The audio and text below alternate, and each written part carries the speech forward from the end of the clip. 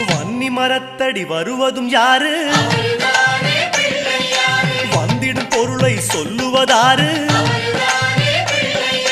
அவன் பொறி கடலை கேட்பது யாரு?